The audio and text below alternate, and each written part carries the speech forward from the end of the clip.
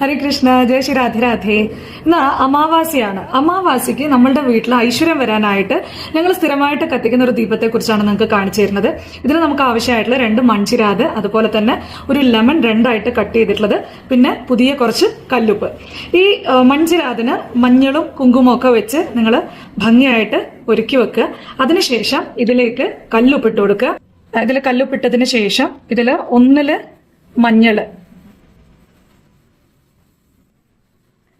1 മഞ്ഞളും, ഇനി അടുത്ത ഇതിലേക്ക് ഇങ്ങോട്ട് കാണിക്കും കുങ്കുമം. പുറത്തുനിന്ന് വീഡിയോ എടുക്കുമ്പോഴൊക്കെ ഇങ്ങനെയാണ് ഇവർ വന്ന് നോക്കും, ഒക്കെ ഒന്ന് നോക്കി മണപ്പിച്ച് എന്നിട്ടേ പോവുള്ളൂ, എന്തൊക്കെയാണെന്ന് അറിയണം. ഇനി ഇതിന് നമുക്ക് ഒരു കർപ്പൂരം വെച്ചിട്ട് കത്തിച്ചു വെക്കണം. ആദ്യം മൺചിരാതില് നമ്മൾ ഉപ്പിട്ടു, ആ ഉപ്പിന് മുകളിലായിട്ട് ലെമൺ വെക്കുക.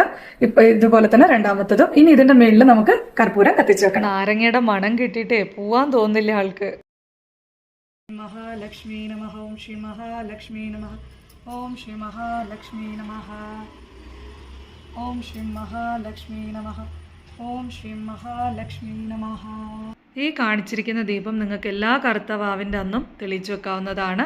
ഇത് വീട്ടിൽ ധനം, സന്തോഷം, ഐശ്വര്യം, അതുപോലെ തന്നെ പുതിയ പുതിയ ഓപ്പർച്യൂണിറ്റീസ് ഇതെല്ലാം നൽകി നമ്മളെ എപ്പോഴും ഐശ്വര്യത്തിലേക്ക് കൊണ്ടുപോകും.